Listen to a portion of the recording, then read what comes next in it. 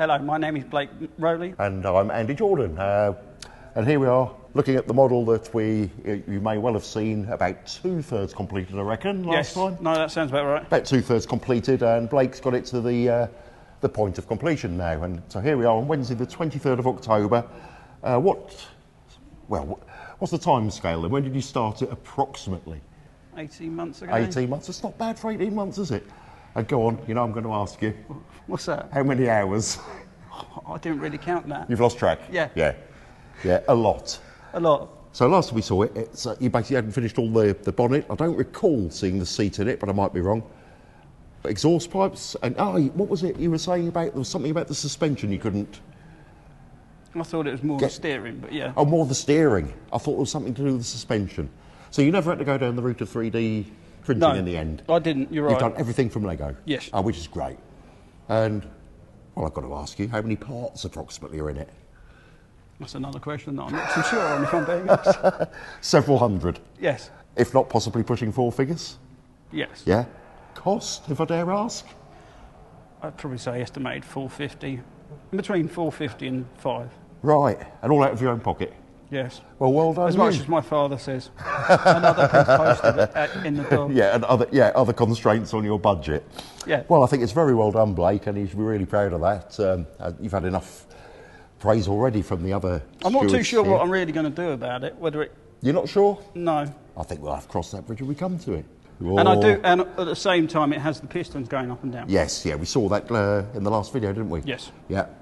So that's as far as you're concerned, that's complete now. Yes. Yeah. You're absolutely right. Well, it's a fine job. How do you source these parts? Where do they come from? Are they actually Lego, as in Lego branded, or copies of? How do you come across them? They're copies of, and then of course all you have to do is search the part number, or if it's a curved part, or if it's a straight. Like these. Yeah. Yeah. Or a straight part. Then of course, I mean, it depends what you're looking for in theory. I mean, there's Lego brick part, or I get them from through eBay. So it's not necessarily rocky, but are they easy to source, or do it take a lot of legwork to find what you're looking for? A bit of both, really. a bit of both. So sometimes you luck in, and sometimes you don't so quickly. Yeah. Yeah. So every part here, anybody watching this film, every part on this model car here that you built beautifully, might I add, any of our viewers could go out and build one of these or something similar. Something similar, depending on what they're trying to... Just from going online and finding these parts? Yes. And digging deep into their wallets, obviously? Yes, exactly. Yeah. Depending on what they're going to Excellent. Build, well, I would never have known all this was available just online. Would never known. It does have its own case as well. Oh, the Perspex and glass? Yes. Yeah. Which, if nothing else, will keep dust off it. Yes, exactly. You don't want to be tickling that with a feather duster too often, do you? No, you're absolutely right. Well, I can see you've rather wisely, considering it's on a bit of a slope there, disconnected the battery. Yep. But if we were to connect the battery to it and you use your little remote control, what could you show us if it was on a nice even surface and flat? Well, if it was on a nice evening surface, there is a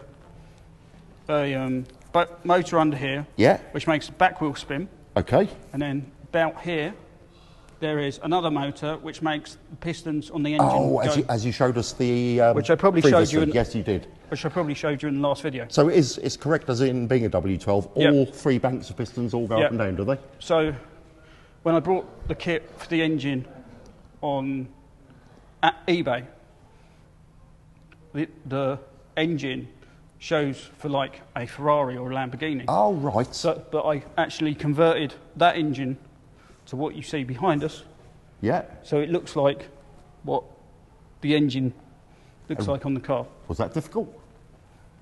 Yeah, it took me a couple of hours to sort of get it looking quite right. So you've basically bought a kind of universal engine kit and adapted it for your own purposes to get the W12 arrangement. Yes, exactly. 24 litres as it would be originally, I think. Yeah, on the one that's round behind us. Well, it's fantastic work. It really is. Quite a bit of engineering. So there we have it. There is the completed Lego Napier Railton, built by Blake here in 18 odd months. Yes. Well done.